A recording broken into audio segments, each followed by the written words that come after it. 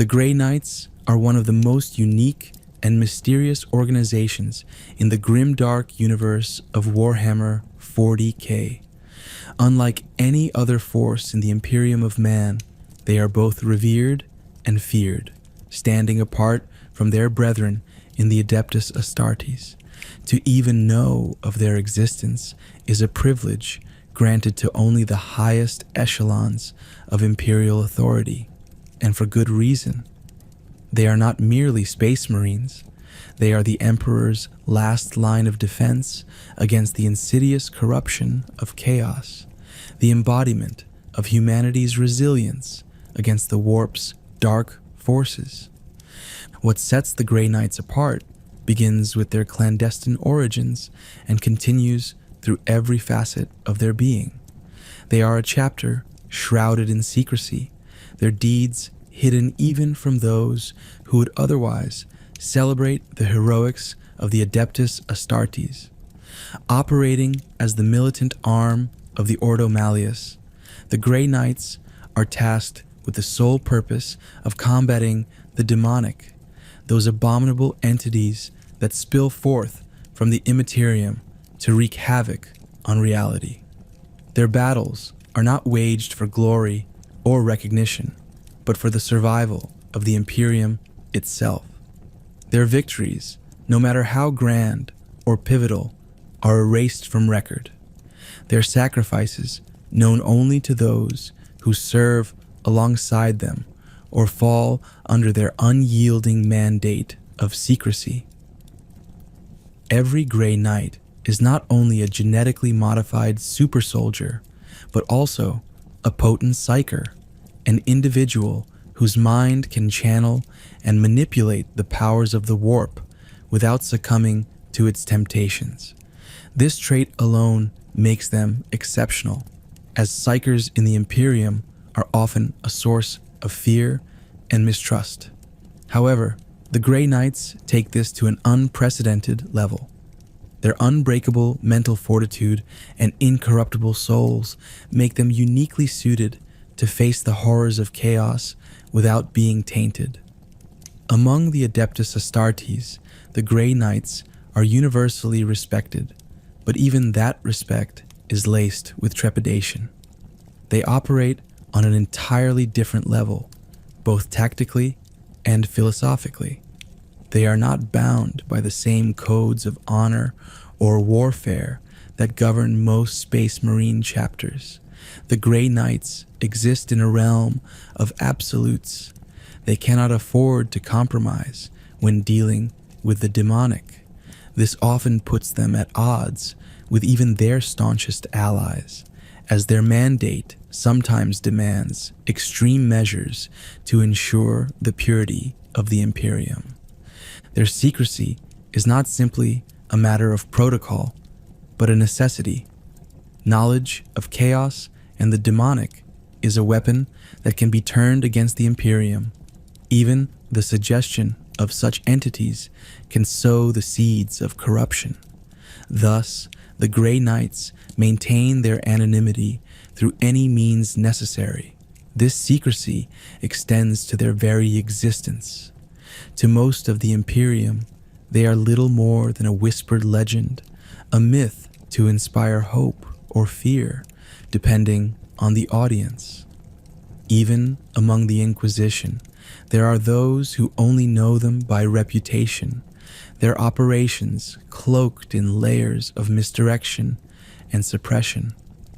What truly makes the Grey Knights remarkable, however, is their unwavering dedication to their mission. They are not motivated by personal ambition or chapter pride.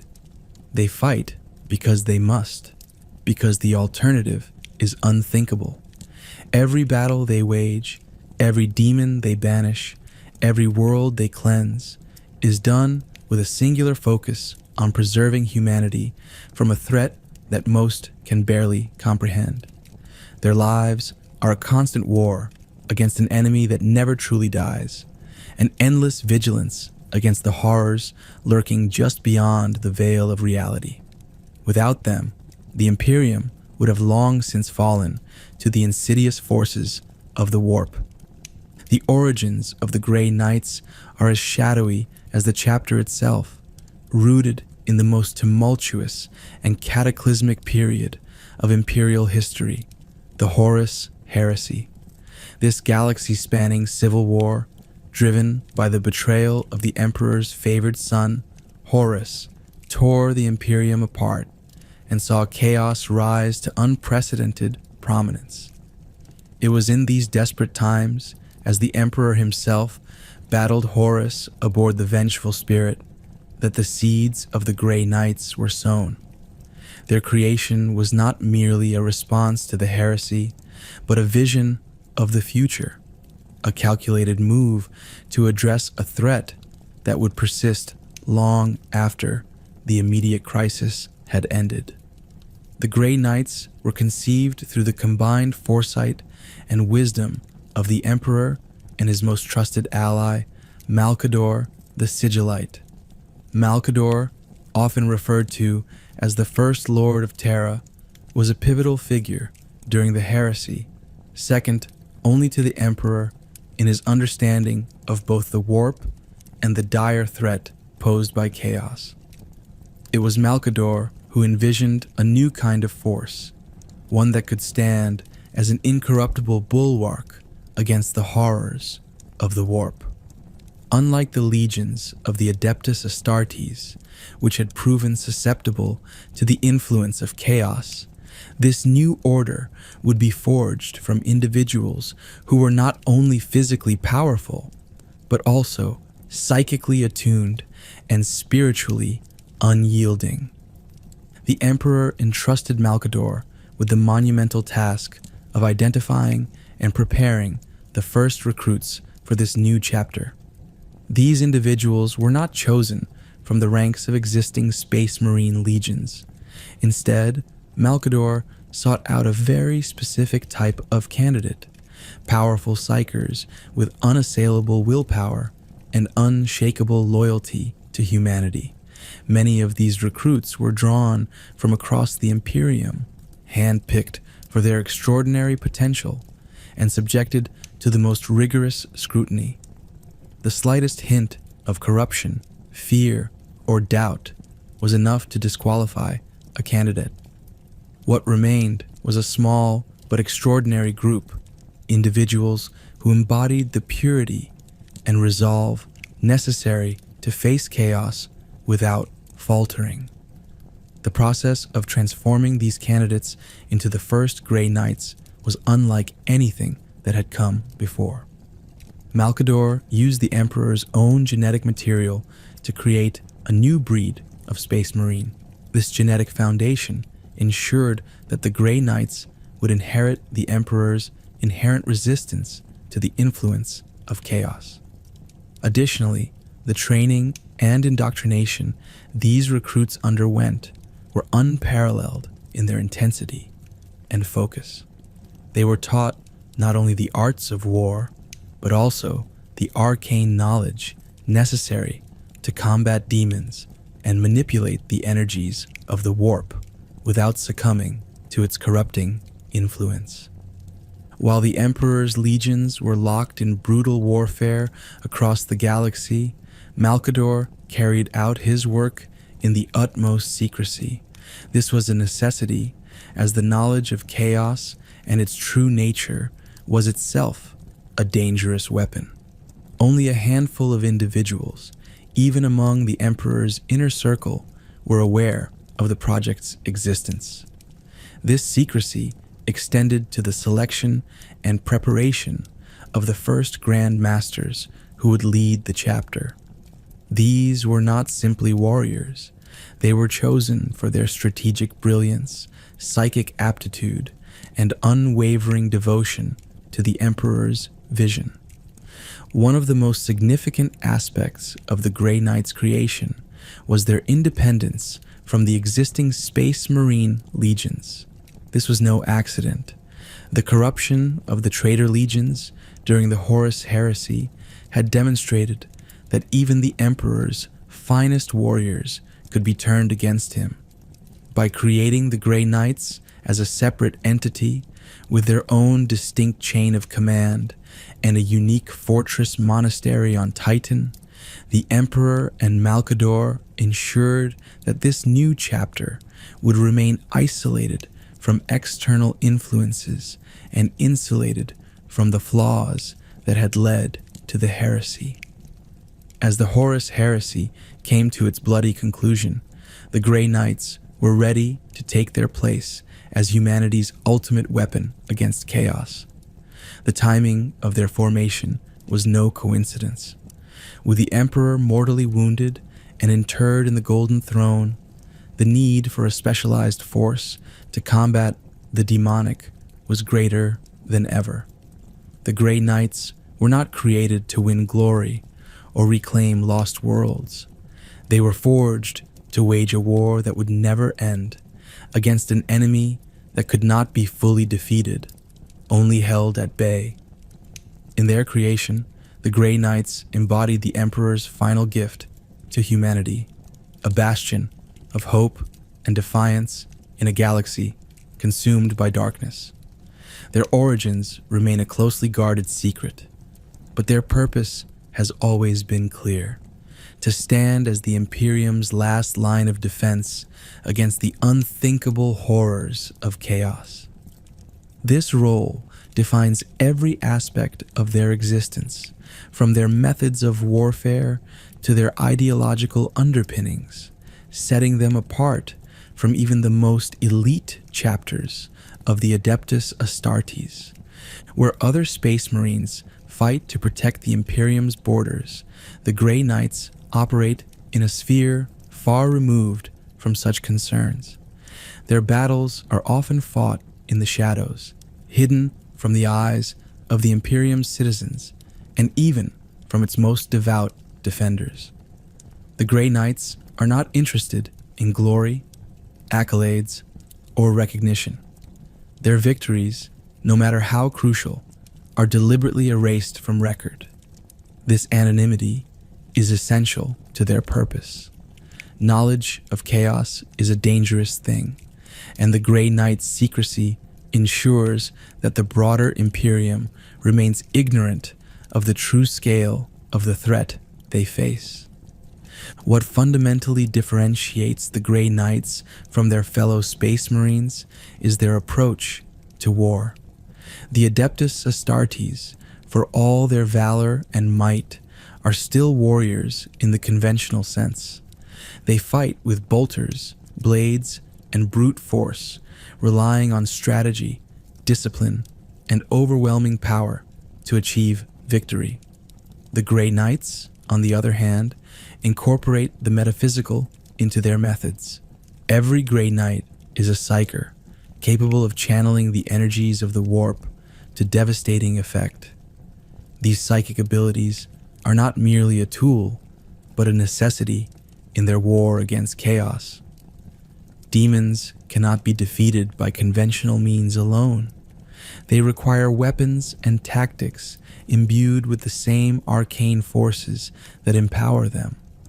The Grey Knights wield these powers with unmatched precision, using their psychic might to banish demons back to the Imperium and to protect themselves from the corrupting influences of the warp.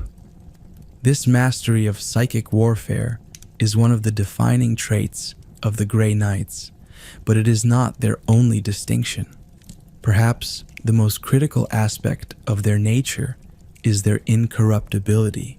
While the Adeptus Astartes are genetically engineered to resist the temptations of chaos, history has shown that this resistance is not absolute. The Horus heresy stands as the ultimate testament to the vulnerability of even the Emperor's finest warriors. The Grey Knights, however, are uniquely shielded from corruption. Their gene seed is derived directly from the Emperor himself, and every member of the chapter undergoes rigorous training and psychic conditioning to ensure that their souls remain pure. This incorruptibility is the foundation of their entire purpose. Without it, they would be no different from the countless other forces that have fallen to chaos over the millennia. This purity is reflected in their ideology, which is both pragmatic and uncompromising. The Grey Knights do not entertain notions of mercy or negotiation when it comes to the forces of chaos.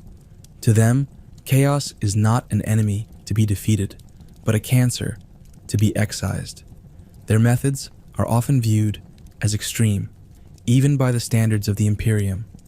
They will not hesitate to execute loyal Imperial citizens, allies, or even entire planetary populations if doing so is necessary to contain a demonic incursion or prevent the spread of corruption. These actions, while ruthless, are born out of necessity. The Grey Knights understand the stakes of their war better than anyone else, and they act with the cold logic required to ensure the survival of humanity as a whole. Another key difference lies in their independence from the broader structure of the Adeptus Astartes. While most chapters operate within the Codex Astartes and answer to the Adeptus Terra, the Grey Knights are closely aligned with the Ordo Malleus of the Inquisition. This relationship grants them unparalleled autonomy and access to resources far beyond those available to other Space Marine chapters. It also reinforces their unique mandate. They are not bound by the traditional hierarchies or doctrines of the Adeptus Astartes. Their loyalty is to the Emperor and the Imperium's survival, not to any particular system of governance or military protocol. As we already know, they are the only Space Marines who can stand against the demonic without fear of succumbing to its influence. However, this purity and power come at a cost. The Grey Knights are few in number, and their recruitment process is so stringent that only a handful of candidates are deemed worthy of joining their ranks each generation. At the pinnacle of the chapter are the Grand Masters, each of whom oversees a brotherhood, essentially a self-sufficient division within the chapter. There are 8 Grand Masters at any given time, reflecting the highly compartmentalized nature of the Grey Knights. This structure ensures that even if a portion of the chapter is compromised or destroyed, the rest can continue their operations unaffected. Each Grand Master is a figure of extraordinary power and wisdom, chosen not only for their martial prowess, but also for their strategic acumen and psychic mastery. These individuals are tasked with both commanding their brotherhoods in battle and ensuring the spiritual purity and operational integrity of their forces. Beneath the Grand Masters are the Librarians, who serve as the chapter's spiritual and psychic guides. The role of a librarian in the Grey Knights is especially significant due to the chapter's intrinsic reliance on psychic abilities. Librarians are responsible for maintaining the psychic wards and rituals that shield the Grey Knights from the warp's influence, as well as leading the chapter in the metaphysical aspects of their war. They are not merely advisors, but combatants in their own right, wielding psychic powers that can devastate demonic foes. Their expertise in the arcane makes them indispensable, particularly when facing enemies that defy conventional understanding. Another critical rank within the chapter is that of the Justicar. Justicars act as battlefield commanders, leading squads of Grey Knights into combat with unerring precision. While their authority is more localized than that of the Grand Masters, they are no less vital to the chapter's success. Justicars embody the discipline and focus that define the Grey Knights, ensuring that their squads operate as cohesive units even under the most harrowing conditions. Their leadership is characterized by an unwavering commitment to their mission, as well as a profound understanding of the tactical and psychic challenges posed by the demonic. Kaldor Drygo, the supreme Grand Master of the Grey Knights, stands as perhaps the most legendary figure in the chapter's history, a warrior whose feats defy logic and whose existence embodies the extremes of their mission. Drygo's rise to prominence occurred during a fateful battle against Mortarion, the demon primarch of the Death Guard. In the midst of an apocalyptic campaign, Drygo confronted Mortarion directly, carving the name of his fallen predecessor, Geronatan, onto the demon's cursed heart. This act of defiance banished Mortarion back to the warp, but not before the demon primarch unleashed a curse that would bind Drygo's fate to the Imperium itself. Since that moment, Drygo has been trapped within the warp, an eternal wanderer in the domain of chaos. Unlike others who would have been consumed by its madness, Drygo has waged a relentless one-man war within the Imperium, accomplishing feats that are as miraculous as they are improbable. He has slain greater demons in single combat, carved his name into the fortresses of the ruinous powers, and resisted the temptations and horrors of the warp for centuries. Despite the impossibility of his circumstances, Drygo's will remains unbroken, his actions a testament to the unyielding resolve that defines the Grey Knights. His legend inspires awe and fear, even among his own chapter, for while his heroics are unmatched, his fate serves as a chilling reminder of the costs of their eternal war. Alongside Drygo, other figures have etched their names into the hidden annals of the Grey Knights, such as Garradon, a Brotherhood champion whose in a selfless courage saved an entire campaign during the purging of Helios.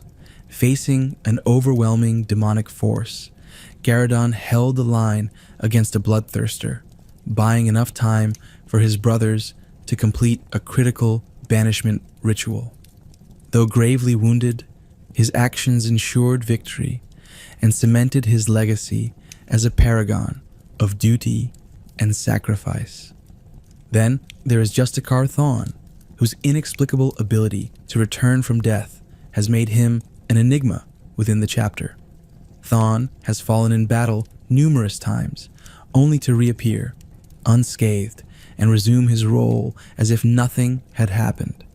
His resilience has baffled even the chapter's librarians and inquisitors, sparking theories that he is uniquely touched by the Emperor's will. These figures, from Drygo's near-mythical exploits in the warp to Thawne's unexplainable immortality, illustrate the extraordinary nature of the Grey Knights and the sacrifices required to fulfill their impossible mission. They are not merely warriors, but symbols of the chapter's enduring struggle, their stories adding depth and perspective to the hidden legacy of the Emperor's most secretive defenders. The Grey Knights' base of operations, Titan, is itself a cornerstone of their organization. Located on Saturn's moon, this fortress monastery is more than a headquarters. It is a sanctum of knowledge, training, and preparation.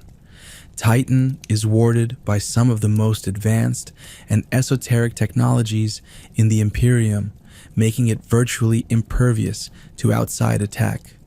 Within its halls are vast libraries of forbidden knowledge, repositories of ancient relics, and psychic training chambers that push recruits to their limits. Every Grey Knight undergoes rigorous training on Titan, honing their bodies, minds, and souls to withstand the horrors they will face.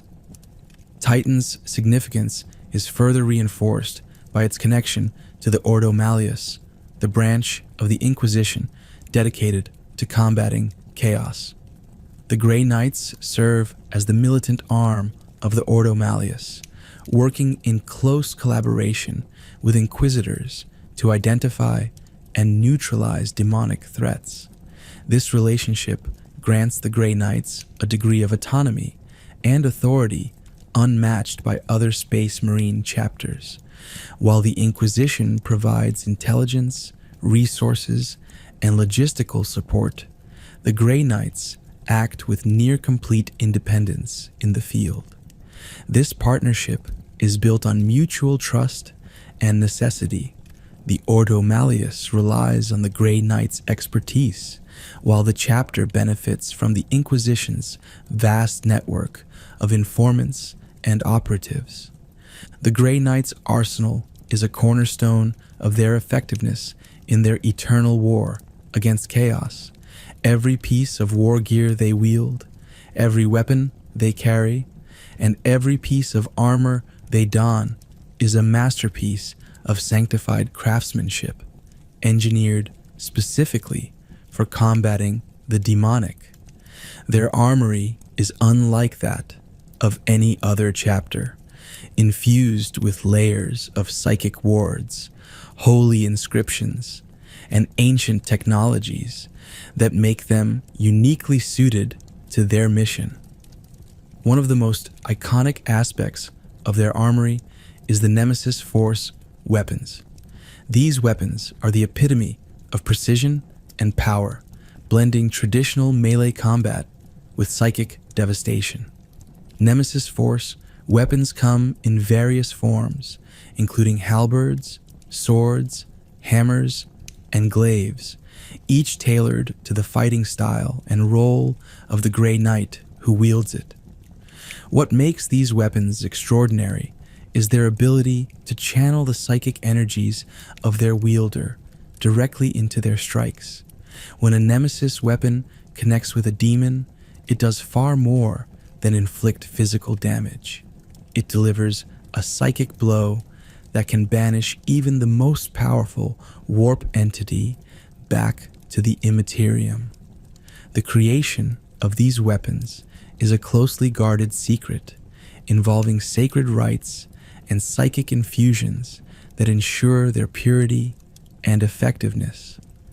Equally important is the Aegis armor worn by every Grey Knight. Unlike standard Space Marine power armor, Aegis armor is imbued with psychic wards and sanctified runes designed to repel the corrupting influence of the warp. These protections are not merely symbolic. They form an active defense against the mental and spiritual assaults that are a hallmark of chaos. The armor is further enhanced by psychic amplifiers, which allow each Grey Knight to augment their abilities in combat while remaining shielded from the demonic forces they face. This combination of physical resilience and metaphysical protection makes Aegis armor a critical component of their battlefield effectiveness. The Grey Knight's war gear extends beyond individual weapons and armor to include a range of specialized equipment and vehicles. Psycannons, for instance, are heavy weapons designed to fire projectiles imbued with psychic energy, making them devastating against both corporeal and incorporeal targets. Similarly, incinerators release blasts of consecrated flames that can cleanse even the most resilient demonic forms. These weapons are not only powerful, but also specifically designed to neutralize the unnatural resilience of warp-spawned foes. Even their vehicles, such as Land Raiders and Dread Knights, are modified with sanctified plating and psychic enhancements, ensuring that every aspect of their arsenal is optimized for their unique mission. What truly sets the Grey Knights apart, however, is their ability to wield psychic powers in concert with their weaponry. These powers range from offensive capabilities, such as unleashing searing bolts of psychic energy, to defensive measures, including projecting shields of force that can protect entire squads from incoming attacks. The psychic abilities of the Grey Knights are not limited to the battlefield. They also play a crucial role in rituals of banishment and warding, which are essential to their success against the demonic. These rituals can seal warp rifts, purify corrupted ground, or permanently banish a demon's essence from the material realm. The sanctification of their war gear and the psychic training they undergo are deeply intertwined. Before every deployment, their weapons and armor are anointed with sacred oils and inscribed with fresh wards, ensuring that they remain impervious to the taint of chaos. These rituals are performed with painstaking care, reflecting the Grey Knight's understanding that even the slightest imperfection could be exploited by their foes. The chapter's technological expertise is also crucial to maintaining their sacred armory. While many chapters rely on the Adeptus Mechanicus for their war gear, the Grey Knights maintain their own highly specialized forges and artificers. These individuals are not ordinary tech priests. They are trained in the arcane arts of sanctification and psychic engineering, allowing them to create and maintain equipment that meets the exacting standards of the Grey Knights. This self-sufficiency ensures that their war gear remains both pristine and tailored to their specific needs, free from the potential vulnerabilities that might arise from external influences. In addition to their equipment and psychic powers, the Grey Knights make extensive use of warding rituals to combat demonic threats. These rituals, often performed by the chapter's librarians or senior warriors, create psychic barriers that can repel or weaken the influence of chaos. Warding is not confined to the battlefield.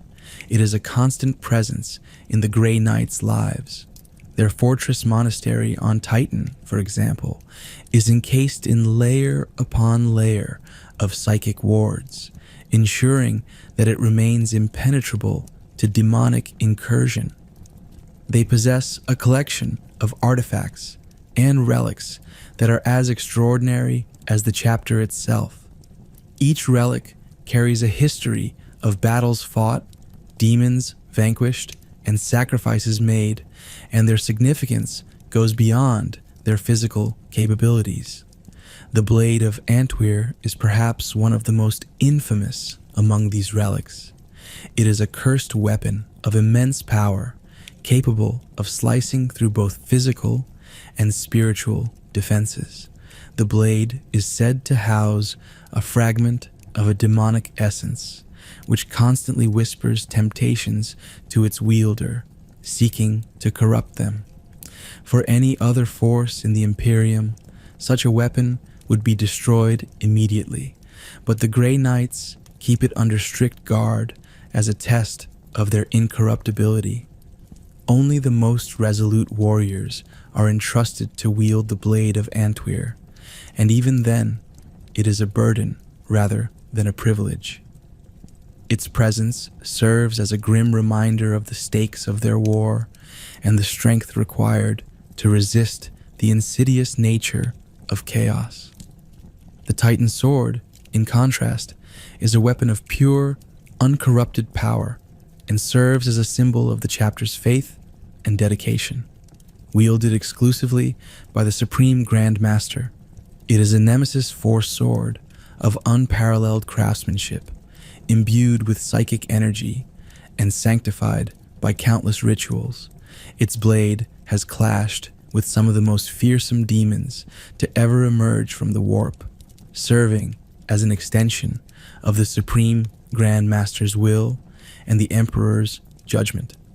The sword is a rallying point for the chapter, a reminder of their unity and the burden of leadership carried by their highest-ranking warrior. It is not merely a weapon, but a symbol of hope, and determination in the face of overwhelming darkness. Another relic of note is the cuirass of sacrifice, an ornate suit of aegis armor said to have saved its wearer from certain death on numerous occasions. Forged during the chapter's earliest days, it is inscribed with countless wards and runes, each etched in the blood of a fallen Grey Knight. The armor is believed to amplify the wearer's psychic abilities and offer unparalleled protection against the corrupting influence of chaos. Only the most experienced and deserving warriors are permitted to don the cuirass of sacrifice, and it is typically reserved for those leading critical missions where failure is not an option. Its presence on the battlefield is a symbol of the Grey Knight's unyielding resolve and their readiness to endure any cost for the Emperor's will. The chapter also preserves a number of smaller but equally significant artifacts, such as the Liber Daemonica, a tome containing the collected knowledge of the demonic. Written in secret languages and sanctified against corruption, the Liber Daemonica serves as both a weapon and a guide for the chapter. Its pages are consulted before every engagement, providing insights into the weaknesses and tactics of the demonic foes they face. Despite its utility, the tome is treated with the utmost caution, as even the act of reading its contents requires incredible mental fortitude and spiritual strength. The history of the Grey Knights is written in blood and fire, not on the pages of the Imperial chronicles, but in the unmarked graves of their foes and the scorched ruins of demon-infested worlds. Their campaigns, waged in absolute secrecy, are some of the most decisive and grueling battles ever fought in the Imperium's defense. Though hidden from public record, these engagements have shaped the course of Imperial history, ensuring the survival of humanity against threats most will never even comprehend. Among their countless victories, several stand out as defining moments in their unending war.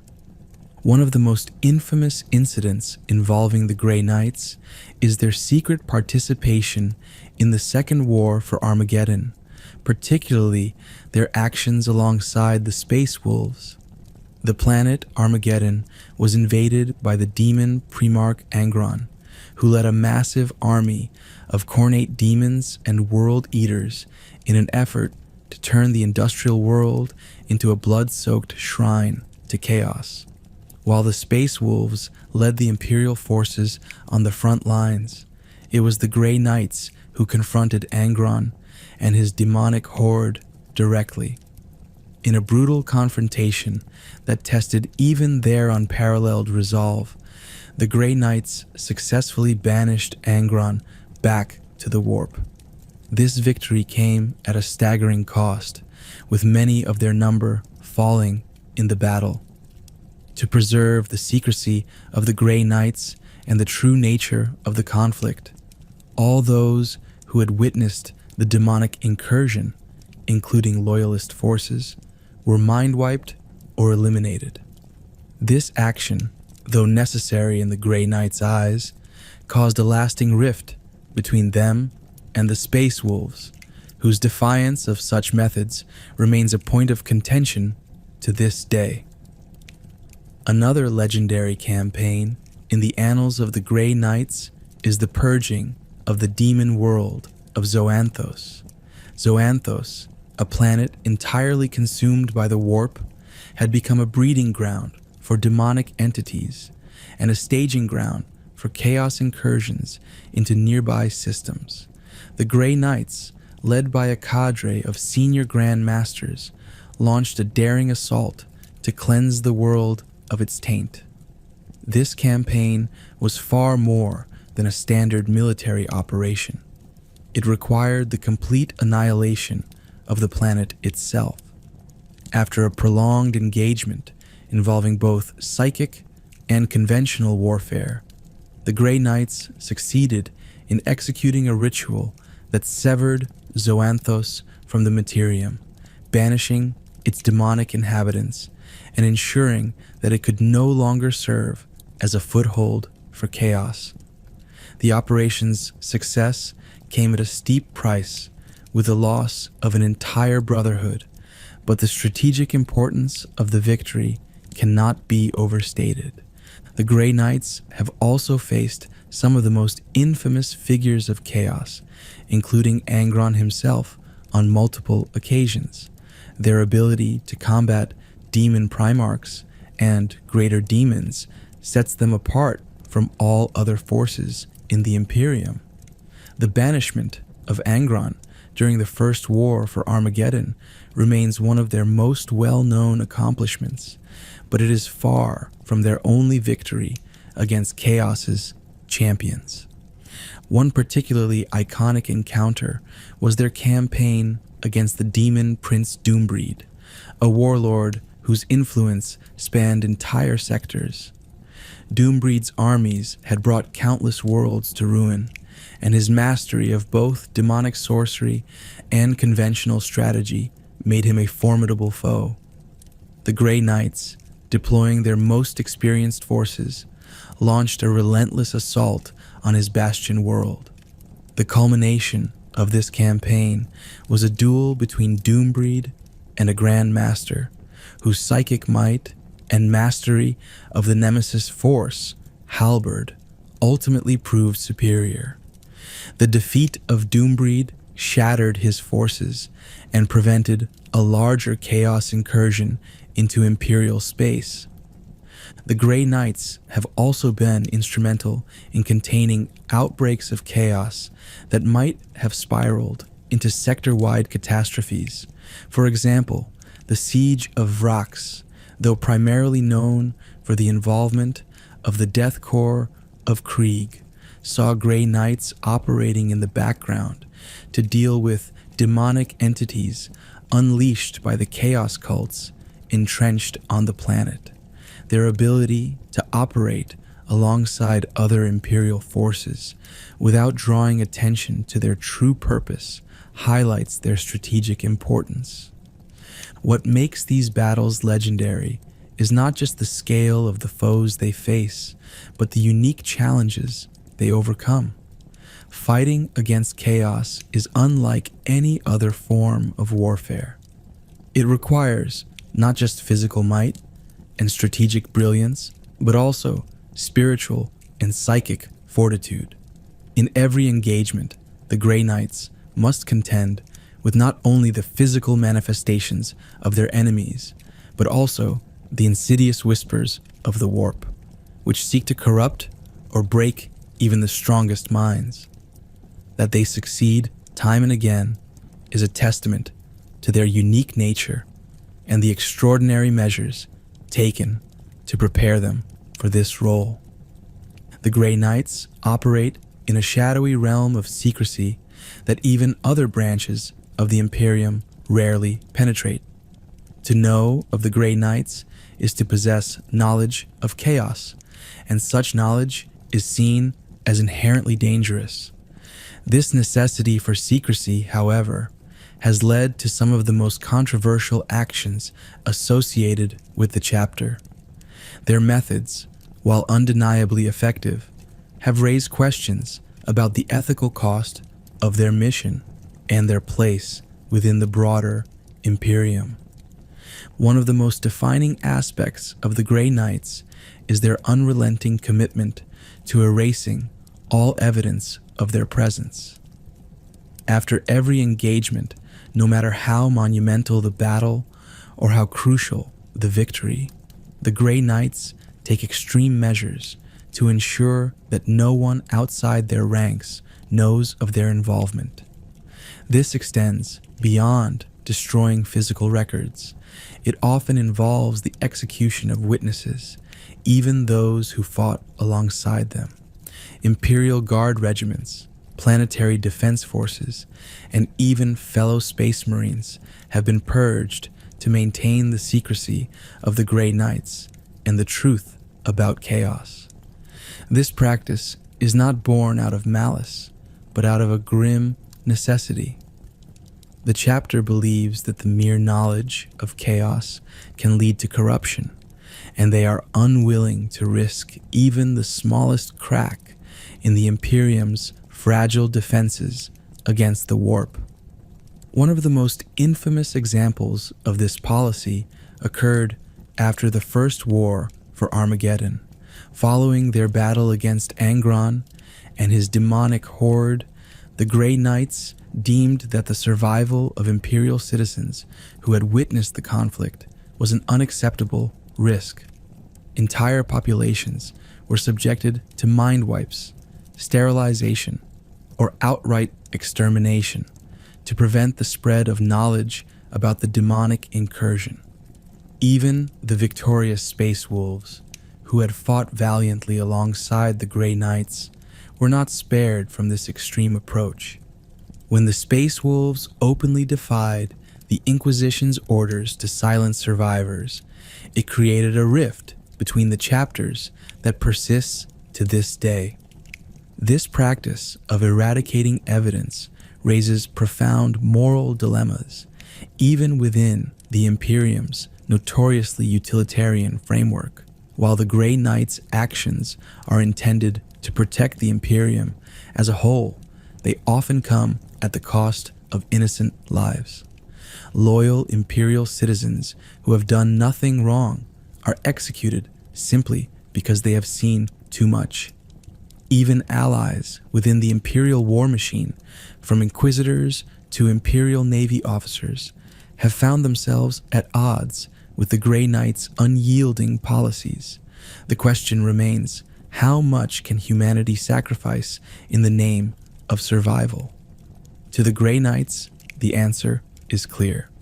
To others, it is far less so. Their methods also lead to tensions with other Imperial institutions, particularly those with a more grounded view of warfare. While many Space Marine chapters operate under strict codes of honor and duty, the Grey Knights see these codes as secondary to their mission. They are not interested in building alliances or fostering goodwill within the Imperium. Their focus is solely on combating chaos. This attitude has led to strained relationships, particularly with chapters like the Space Wolves, who view the Grey Knights' methods as dishonorable and excessively ruthless.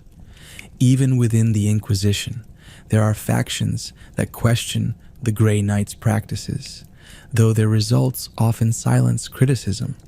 One of the most controversial aspects of the Grey Knights' secrecy is the belief that it is not only necessary, but infallible. Their insistence on eradicating knowledge of chaos is based on the assumption that such knowledge inevitably leads to corruption.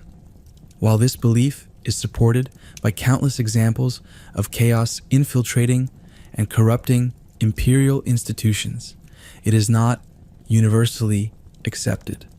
Some argue that this secrecy only deepens the Imperium's ignorance of its greatest enemy, leaving humanity less prepared to face the dangers of the warp. Others see the Grey Knights' actions as hubristic, an attempt to control forces and truths that are beyond even their understanding. Their wars are fought in the shadows, and their victories are celebrated only within their own ranks. To many in the Imperium, the Grey Knights are little more than a myth, an idea of salvation that exists in the darkest moments. For those who encounter them directly, however, they are often viewed with fear and suspicion. Despite these controversies, the Grey Knights remain steadfast in their belief that their actions are justified. To them, the eradication of witnesses and the secrecy of their mission are not matters of choice, but of survival. The horrors they combat are so profound, so overwhelming, that even the smallest mistake could doom entire systems. In their eyes, there is no room for compromise, no space for half measures. Their actions, no matter how ruthless or controversial, are dictated by the cold logic of necessity. While their deeds remain hidden from most of humanity, their impact is undeniable. Without the Grey Knights, the Imperium would have long since succumbed to the predations of the warp, torn apart by the demonic entities and corrupting forces that constantly seek to undermine its fragile existence. Their campaigns have saved billions of lives, preserved vital strategic territories, and prevented chaos from gaining a foothold in reality. For the few who are aware of their existence, the Grey Knights are a symbol of hope, an assurance that even the darkest threats have a counterbalance. They represent the Emperor's will made manifest, a force that stands unyielding against the terrors of the warp. While other Space Marine chapters inspire through public victories and visible heroics, the Grey Knights inspire through their very presence, even if it is only known to a select few. As the Imperium faces increasingly dire threats, the future of the Grey Knights is a topic of speculation. The galaxy is in a state of unprecedented upheaval. The Cicatrix Maledictum, the massive warp rift that has split the Imperium in two, has brought chaos closer to the heart of humanity than ever before. Entire systems are falling to demonic incursions, and the Imperium's resources are stretched thin. Against this backdrop, the Grey Knights are being called upon more frequently and with greater urgency. Their ability to adapt and endure will be tested as never before. One of the greatest mysteries surrounding the Grey Knights is the extent of their resources and recruitment. With the galaxy descending into chaos, can the chapter sustain its numbers and maintain its rigorous standards? Their recruitment process is already among the most demanding in the Imperium, and the loss of even a single Grey Knight is a blow that cannot easily be mitigated. Some speculate that the chapter may need to expand its operations or modify its traditions to cope with the growing threat of chaos. Others argue that doing so would compromise the very purity and effectiveness that define the Grey Knights. There is also speculation about the evolving nature of their war against chaos. As the warp's influence grows stronger and more pervasive, the Grey Knights may find themselves facing challenges that even they are unprepared for.